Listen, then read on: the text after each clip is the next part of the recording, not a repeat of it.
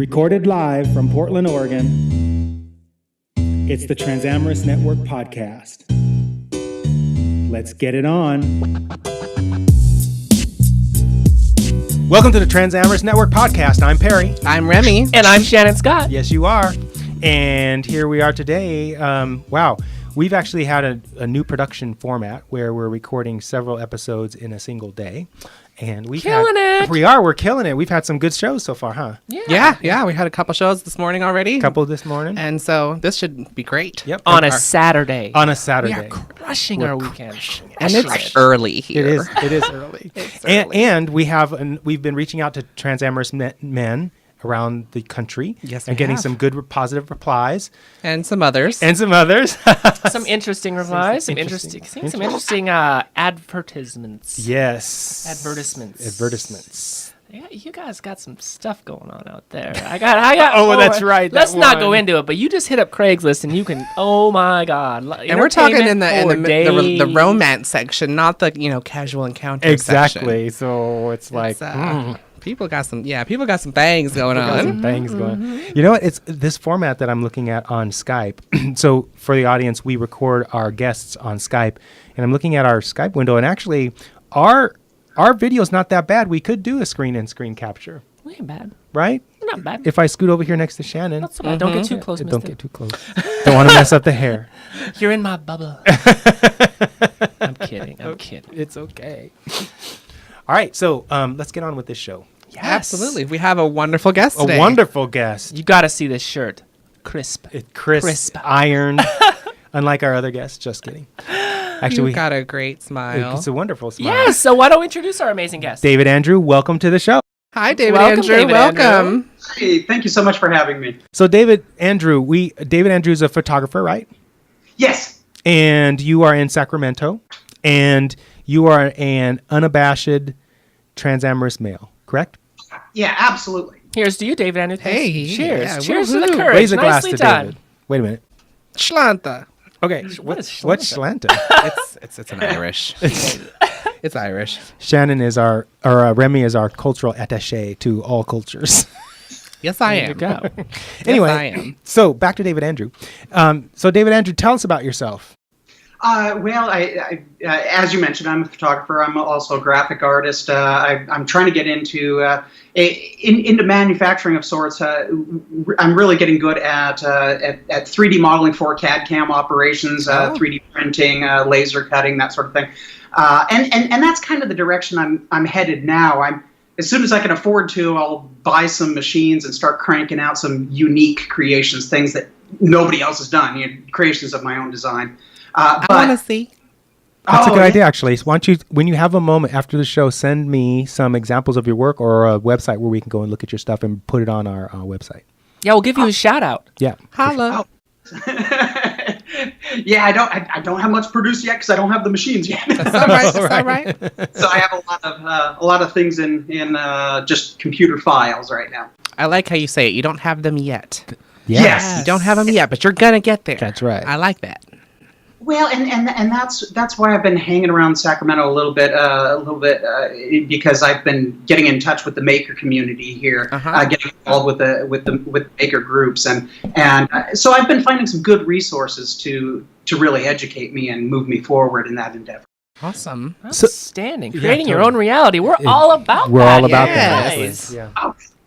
So, DavidAndrew, how did you or when did you find out that you were interested in trans women? Oh, well, my first experience was back when I was about 20 years old. I was just in Las Vegas just on a spring break. I was just there by myself cruising around, and I found a transamorous woman from Los Angeles who was there also on spring break, and we ended up spending the whole week together. We had a great time. Everything was wonderful. So how did you actually find this person, or how did this person come to you? And how did you know that she was transgender?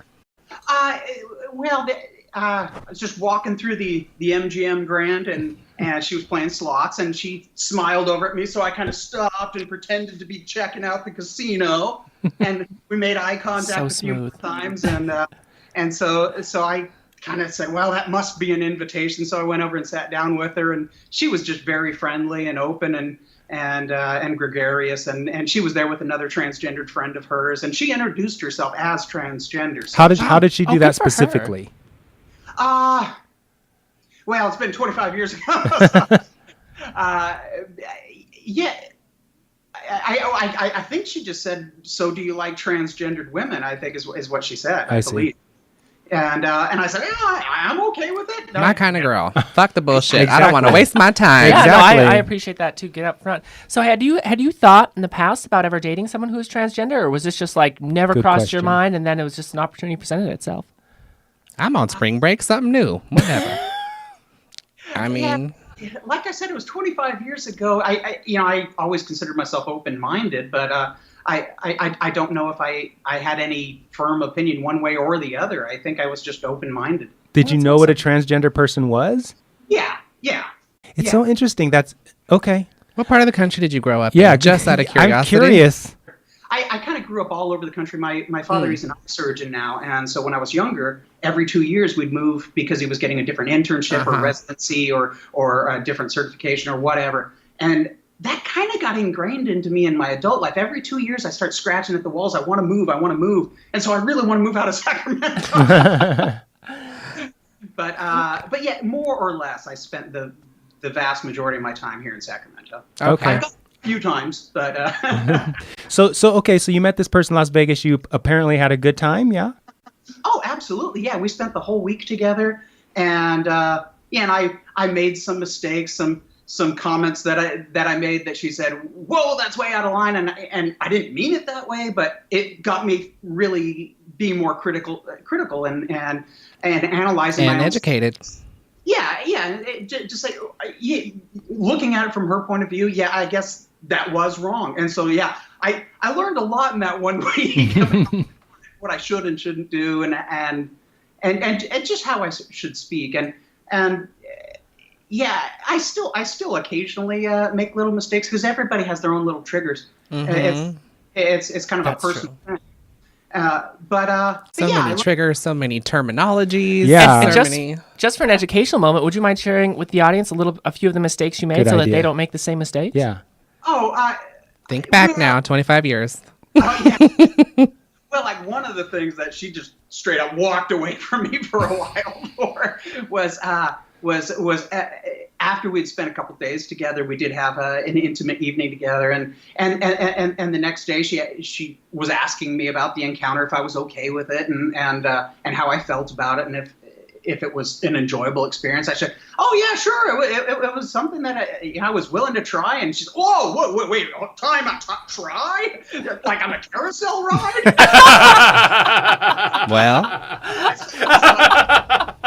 I mean, yeah, I kind of lost her for a few hours after that, but she understood. I didn't mean it in that way. I didn't mean it derogatory. I didn't mean to belittle it or minimize it. And so she got over it. And it's interesting though, DavidAndrew, that as a transamorous male and having encounters with trans women, which I do too, it's interesting. We do walk on somewhat of a minefield because we don't know. I mean, that was a pretty innocuous thing he said, and he was being legitimate. I mean, you hadn't had an intimate experience with a trans woman before then, right? So you really were exploring your own comfort with that experience, and so try was the right word. Yeah, I get it. I get why she was upset, but I don't think you did anything egregious there. Yeah, that's just me. Yeah, it's like I said, everybody has their own little triggers. Exactly. I'm sure that somebody at some point in time prior to that had used it in a derogatory sense, and so she was kind of on the lookout. Tried it, didn't like it. Herself against that. Yeah. Yeah, and a lot of people are out there searching, like, I just want to fulfill this fantasy. I just want to try this once before I die. That kind of thing. It's like that bucket list checkbox. It's just like no one wants to be that for somebody else. Well, not no one. Well, yes. I don't want to. Yeah, be right. Else. Yeah. So you were together for a week, and how was obviously that experience for you was good. How did it end? You were visiting, obviously. Yeah, we were both visiting. We both went back home. At the time, I was still in college, so I was living with my folks. She did reach out to call to my house, and my mom picked up the phone and she said, "Who is this person calling you?" And so it really kind of. Yeah, it made it difficult at the time. Email wasn't ubiquitous then. I mean, it was 25 years ago. It wasn't as easy to stay in contact with people online.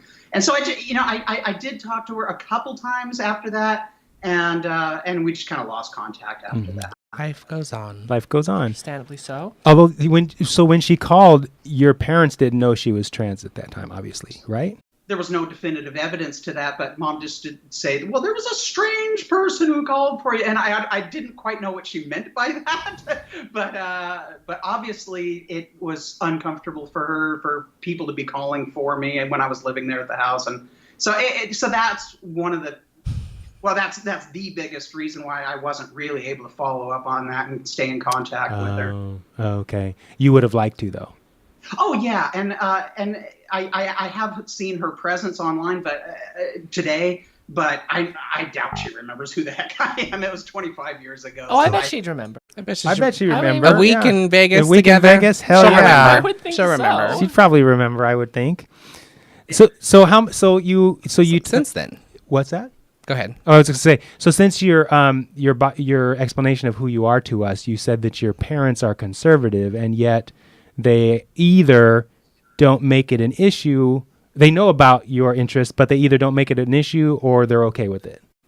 Yeah, and possibly introduced by that phone call encounter. Maybe that gave my mom the idea of, oh, okay, well, I guess he's dating transgendered women now. But since then, in recent years, I have brought transgender dates over to dinner with the family and introduced them to my folks. And my folks said, oh, she was a really nice person. And I don't know if they picked up on the fact that she was transgendered or not, but they didn't bring it up. They didn't question it. They just said, wow, she was a really nice person. So that's so interesting. So this is DavidAndrew is an example of a man who would date a trans woman and bring her home to his parents. Is he a unicorn? Right? Is he a unicorn? Unicorn! Sorry, I was about to make a reference that was going to go over everyone's head. My father's sister, she married a gentleman from Idaho. His brother became his sister, so she is transgender. So we do have a transgender person in the family, and so that also helped unlock some doors. And my father, in particular, is still resistant to it. Still refers to this particular person by the male name, because my father grew up with this gentleman as a male. And this person transitioned about 20 years ago, but my father still calls. And your father's still 20 years behind the curve? Yeah. 20 years? Come on, Dad. Sounds Come stubborn. on, Dad. That's a choice, Dad. Every time he calls this person by her male name, I always correct him. I say, no, it's this now. And so, yeah, he's still like, nope. So we get some of our trans woman guests have claimed that men like yourself are non-existent to rare. And so I like to harp on the fact that you're actually a living, breathing human being. You're a male. You're interested in trans women, and you bring your dates to your family. And your family is conservative, and so it's like double impossibility, kind of. There are courageous transamorous men out there who will just live their oin life with unapologetically to anybody. I love that. I love that Kudos. too. As anyone should. As anyone should. Yeah. Oh, I proudly walk my transgenders around town. Transgenders. Whoa. Time. See, I'm still working on it. My mouth doesn't work properly.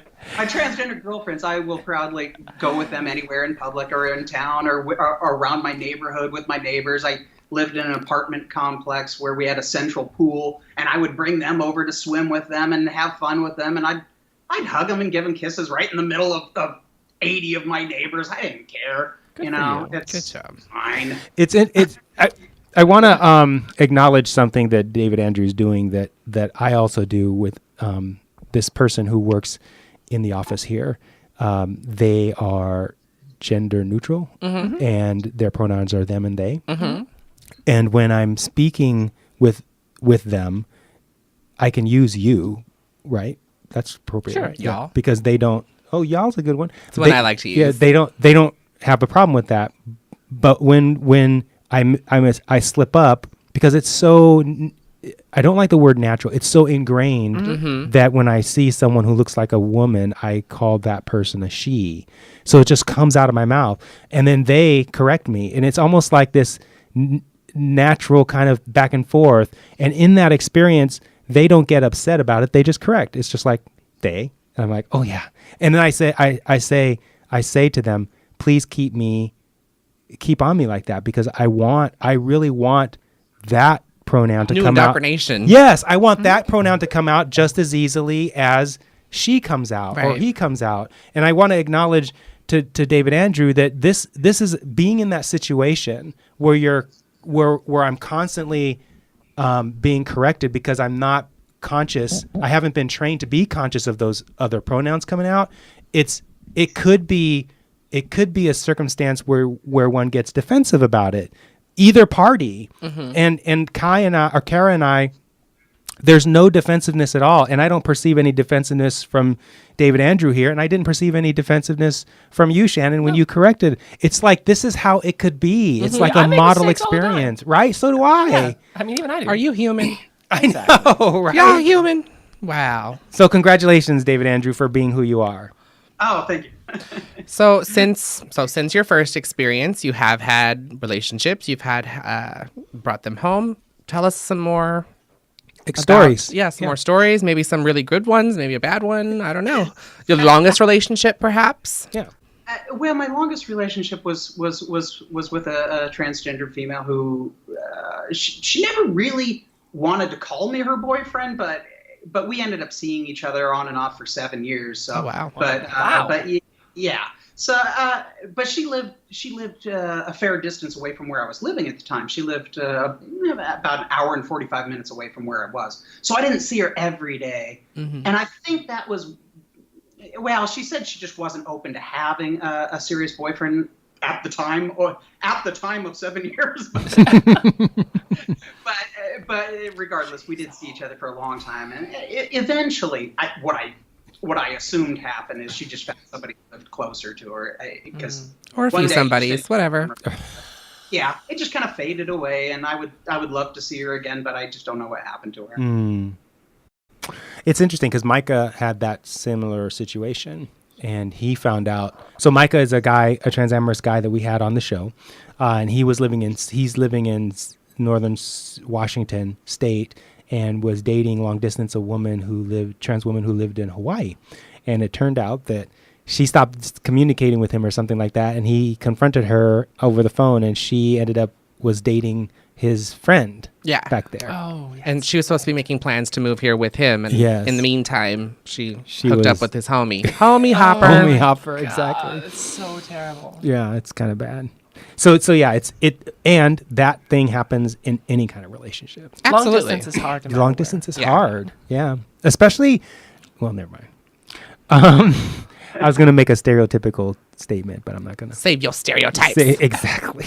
So, okay. So great. So that was a good example that you had. How do you tend to meet your prospective girlfriends? Well, if I see someone in public, I've been dating them for 25 years now, so I'm pretty good at spotting the little cues, and so I'll run right over and introduce myself and say, "Hey, how you doing?" But, do you say it just like that? Hey, how you doing? Probably similarly. It's more slick now, but I'm not a real slick personality, so I can't quite pull it off. But you've got the sense of humor. That's a good thing. Totally. How honestly, and the confidence. Well, yeah, the confidence, of course. Confidence. So, how often does that work, though, David Andrew? Approaching in public, I find they tend to have a little bit of a guard up in public, and so it's very difficult to pull that off, to just meet somebody in public for the first time and say, can I get your number, or here's my number, give me a call. And it's happened a couple times, but it's very difficult. More frequently, I've had better luck just by posting ads online, like on Craigslist, which is where you guys found me. and one of the things that I noticed that both you and Remy responded to a couple of my different ads was I posted ads looking for intelligent, bright people who want to develop themselves, who want to think, who want to learn new things and become better versions of themselves. And that's kind of the core of my ads, is I'm looking for people who want to be more than they are today. And what kind of success do you have with those ads? Very mediocre success. Well, again, the modality isn't ideal. No. But we get into there's not many ways still. Yeah. And I just want to throw this out there. This is not this problem that we're talking about is not exclusive to the transgender community. No. Okay. Heterosexuals have this problem, homosexuals have this problem, transamorous people have this problem. Like, sometimes it's hard to find a partner. So I don't want you to think as a viewer or a listener that just because you're transamorous or just because you're transgender means that you're going to have more problems. It's hard to find the right one sometimes. Yeah, and thank you so much for bringing that up, Shannon, because I tend to answer the direct question about transgender, but you're absolutely right. These are the same problems that you encounter with dating anybody. It's not a transgender male issue. It's just a dating in general issue. You're absolutely right. Well, and it's interesting. So inserting the guide material. So we wrote these two books, DavidAndrew. One is for guys like you looking for transgender women, and the other one's for the opposite. And what we assert in these guides is that the reason why everyone's having so much trouble is because they're making effort in the context of a story that works against their effort. So like a transamorous man might be thinking in the back of his head, it's so hard to find trans women, while at the same time trying to reach out and find the trans women. And the story in the back of their head is actually creating the reality of making it difficult to find trans women. And so the guides show transamorous men how to change those stories so that it is not just easy to meet transamorous men, transgender women, but that the women start actually coming to you. So you don't have to go onto Craigslist. You don't have to go out to bars. You'll just meet them in these spontaneous ways. Right. At the grocery store. At the grocery store, on the bus, On the bus, through your on the partner. street, Yeah. I mean, friends, family. So like my wife is running into transgender people all the time and then turning around and introducing them to me. So it's gotten to the point now where there's no reason for me to go out looking for transgender people because they actually come to me now. And this can be the experience. This can be the experience with everybody. And it's not just for trans women and transamorous men. We just happen to focus on this community. Yeah, it's our focus. This is our focus. But it works all across the board. It works all across the board. And it really does. It really does, yeah. It really does. Your driver is looking at me like, what do you want to say? What you got to say? Don't look at me. So DavidAndrew, what for the trans women viewers, what is it that you're tell our viewers and the transamorous men what you're looking for in a trans person? You already mentioned that you're looking for someone who is interested in becoming, how did he put it? He put it so well. The better part of who they are, or Become a something? better version of themselves. Yes. That's excellent. I love that phrase because I use that all the time. Yes. That's what we should all be striving for. Mm-hmm. What else are you looking for? And that's exactly as Shannon was saying. Every night when I go to bed, I say, "What did I learn today? What did I develop today? Do I have a better skill set? Do I have better knowledge today?" And hopefully every night when I lay my head on my pillow, I can answer that question with something definitive. Today I got better at such and such. So I try to actually articulate that so that I don't get complacent, so that I don't get lazy, and so I don't end the day with saying, I accomplished nothing.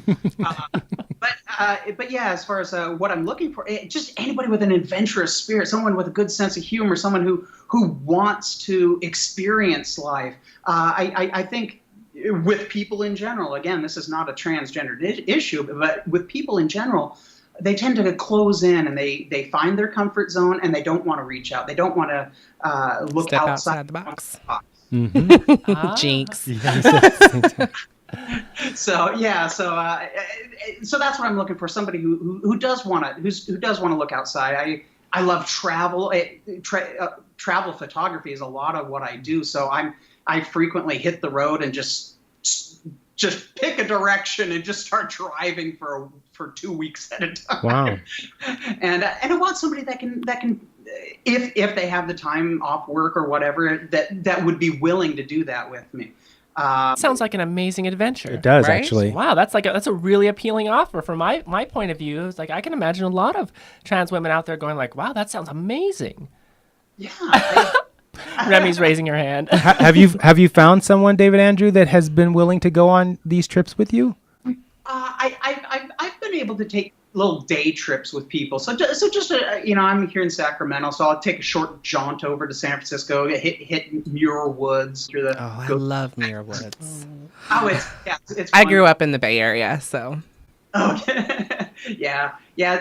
Just short little trips like that. But no, so far I haven't found anyone willing to really go on these major expeditions with me. I love to travel internationally. I would love to have someone to do that with. Wow, David, you wanna throw your contact information out there for Don't all do these that. all these women out there? So Well, we're. I mean, if they're, I mean, No, go ahead. no, So- I mean, so- wouldn't it be great if there was someone listening to this show right now that wanted to get in contact? Yeah, absolutely. So we're getting as we reach out to more transamorous men, David Andrew, we're having the men responding to us saying, "I'm looking to meet more trans women," and so there's a natural momentum being built here where we're going to put together a group on Facebook or something like that, where we can curate a population of men who are interested in trans women and trans women, so that you can meet high quality people. But the challenge for us is we have some, not legal liability, but responsibility for the connections that occur. yeah. And so what Okay. we want to do is make sure that the men and women coming into this group have gone through the guide material, so that they have this common basis of understanding of what's going on. Gotcha. That's a good idea. Right? Yeah. And so then you're not just getting, I don't know if you've ever been on TS dating or Ladyboy Kisses or any of these websites. What was where that? That's a serious website? yeah, where they don't screen the people, and so you end up with this population of men and trans women who just they're like adversarial almost, because their interests are so different. And so what we want to do, or at least what I'm wanting to do with our show, with our business, is coordinate a community of people who are on the same page. They're all high quality and they all have their stories right. So you have a much better chance of coming out on the other side with a positive relationship than you would if you were on like how to find your shemalelover.com. Oh, these are terrible. I know. Who- Yeah. No. tharmony.com? That should be the name. Let's coin that. We're coining that. We're coining it. Freaking So- awesome. I'm sure there's going to be, as we move along and have more men on the show, there's going to be comments from trans women and vice versa, where people are going to want to get in touch with each other. And so Well, contact us if you're interested, and we will pass on information a little we've bit said at a that time. before Yeah. about Micah. Yeah. So if you're interested in finding out more about David Andrew, and you're watching the show right now, reach Road out trip. to us. Yep. Reach out to us at info@transamorousnetwork.com, and we will begin the process of introducing you to. But you first have to go through our guide material, because we want to make sure that you have the best chances of getting together. Otherwise, it's just like a crapshoot, pretty much, if you're operating on your own knee-jerk reaction stories. Yeah, and I am single, so yeah. If you're Come on with it. Let's do it. Come on. And with that, let's have a word from our sponsor. Today's show is brought to you by The Velvet Rope, Portland's premier sex-positive social club. The website is www.thevelvetropepdx.com.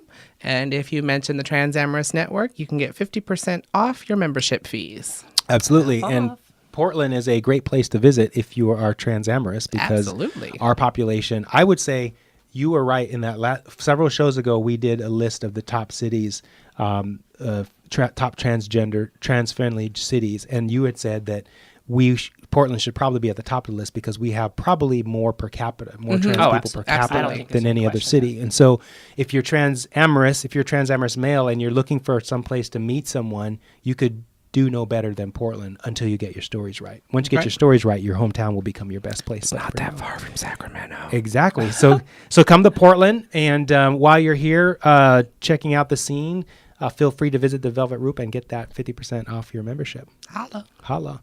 Okay, and with that, we're just a little over 30 minutes. So Perfect. This was a really good show, right? Yeah, absolutely. Is there anything else that you wanted to add before we close the show? Is there anything burning? Yeah, if anybody wants to contact me, definitely contact Perry Shannon or Remy, and let them know you're interested in talking to me. I'd love to talk to you. And for the transamorous men that are watching this show, David Andrew, what would you say to those men who are currently in the closet? They're shamed. They're out there cruising the bars at night, treating trans women like shit because they don't accept their own transamory. What would you say to those guys? You're right. I didn't touch upon that, and that was something I was expecting to talk about a little bit, and I didn't really have a prepared statement. But just don't worry about it. Everybody's worried about, what are other people going to think? Well, they're not the people interested in you, so why do you care what they think? Don't worry. Amen. Say it again. So just move on with your own life. Be who you want to be, fearlessly. Don't worry about what anybody else thinks. Make quality connections with quality people. If there is a nice, intelligent, quality person that wants to talk to you, don't let anything hold you back from getting to know that person and spend time with that person. Absolutely. Some idiot down the street doesn't like that you're spending time with this wonderful, intelligent Fuck 'em.